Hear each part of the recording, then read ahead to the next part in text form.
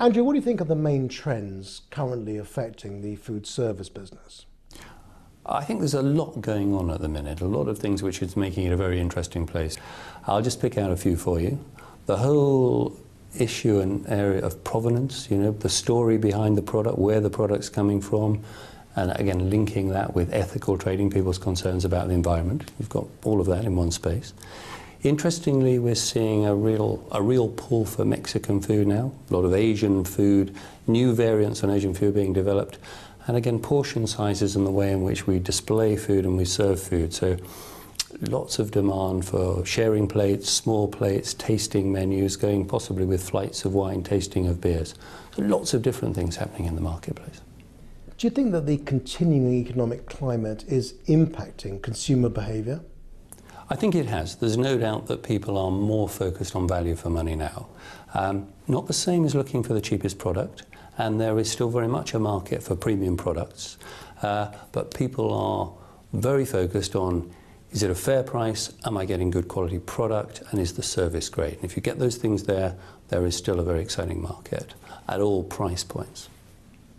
So are there other underlying trends that you've identified that are determining customers' preferences? Well, I've talked about some of the new sort of ethnic cuisines, but I think stepping back from that, healthy eating is clearly on many people's agenda at the minute, so diet and being very aware of what's in the food. And there is no doubt that's playing a part in the mix and changing the mix somewhat. Now, food and beverage prices continue to be significantly higher on airports than the high street. In today's climate, how can this variance continue to be justified? And does the very nature of the airport business model always preclude the possibility of passengers, customers, ever actually getting a good deal? I think quite often the customer gets a very good deal, and again I will make this point, it's about value for money. Price is important, the quality of service is important, and the quality of product is important. So all of that needs to be looked at together. In many airports, the airport operates a policy of matching downtown prices. So it is not true that they're always more expensive, although often the consumer perception is that they are. And again, other things like the car park charges, etc., sort of fuel that perception. But I think you also have to acknowledge that the cost of operating an airport is pretty significant. It's a complex environment. There's all sorts of complexity associated with working in an airside environment. So the cost in the system has the effect of pushing prices up. Our job is to try and mitigate that and give a great value for money. I guess the recent fluctuation in exchange rates doesn't help. Well, I think it depends where you are. If you're travelling through Switzerland at the minute, life can feel pretty expensive if you're not being paid in Swiss francs. The global food and beverage offer has really moved on dramatically from the historic cookie cutter approach from, say, maybe 10 years ago. But the players in the global business today have become increasingly polarised. Just how much research do you do to accommodate the local flavour, particularly when pitching to any airport? Yeah, we've done an enormous amount of research, and I think it's understanding the consumer that is key to our success in being able to create the right solution for an airport. And within that, we're finding more and more the demand for localization to create this sense of place so that people can relate to where they are.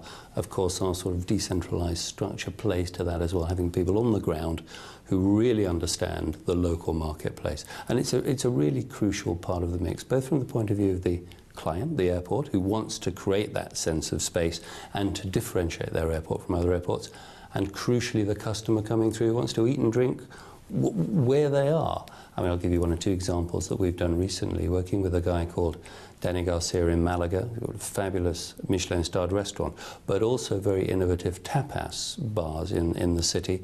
And we've brought that, adapted it to the airport environment, and it's a fabulous offer. In Switzerland, we work with Gilles Dupont, who's got, again, a very smart restaurant on the lake, to create something which is reminiscent of the environment in the Montreux Jazz Cafe. Again, reflecting what's happening in that part of Switzerland, bringing a little bit of the ethos of the jazz festival into a cafe environment, and very much speaking to the lakeside location. Do you think that there is enough research being done in this sector? And arguably, is there enough research being undertaken by your airport partners? There is a lot of research, I think, done. Certainly a number of airports are spending time and money really understanding what's going on in their airport. I think a number of the sort of concessionaires are doing the same. We certainly have spent an enormous amount of money the last few years building a sort of view of consumer insight. But there could definitely be more, and I think there could be more joined-up research. What we find there's a paucity of is industry-wide market data, certainly on F&B. And I think it may be an area where we can try and make the trinity more effective, the partnership between the operators and the airport operators and the concessionaires and the brand owners. Maybe that's a fertile area for working together. So what direction do you think the food and beverage sector will take in the coming years? I think the clue is in a lot of what you're now seeing, whether that's this increasing demand for sort of knowledge of provenance, ethical trading, environmental trading, looking at a broader spread of ethnic offers. I think you're also increasingly seeing people's demand for value for money, for quality, for premiumization coming through. I think if you look at the wider market, the high street is becoming much more an innovative place. People's design standards, people's innovation, people's use of technology is charging ahead. And you know, people expect rightly to see that in airports as well. So I think we will see an acceleration of the quality of the environments, an acceleration of the quality of the food, increased diversity of food, increased diversity of brands, a continuation of this swing away from international brands and cookie-cutter solutions to localized solutions, bespoke solutions, partnering with local heroes.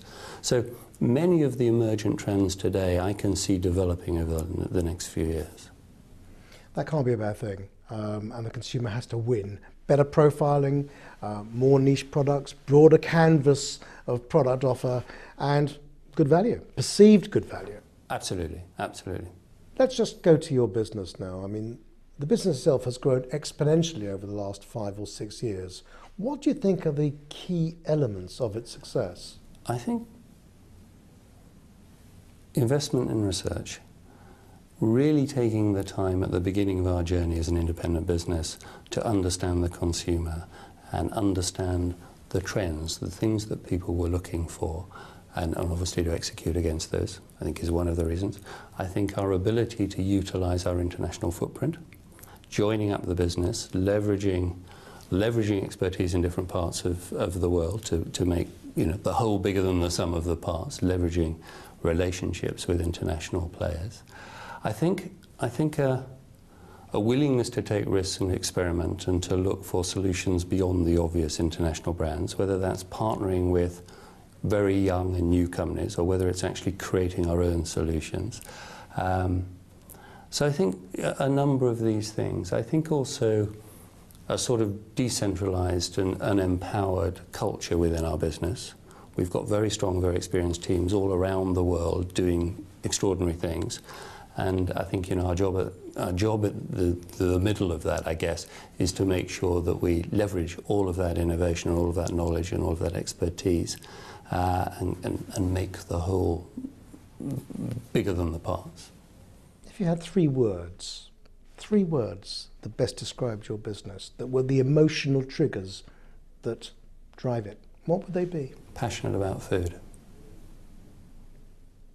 You consider yourself a food company first and last? Absolutely.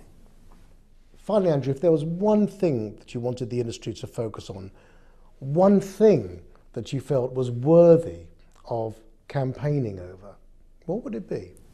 Putting the customer first, customer service, outstanding customer service at all of the touch points in their journey through an airport.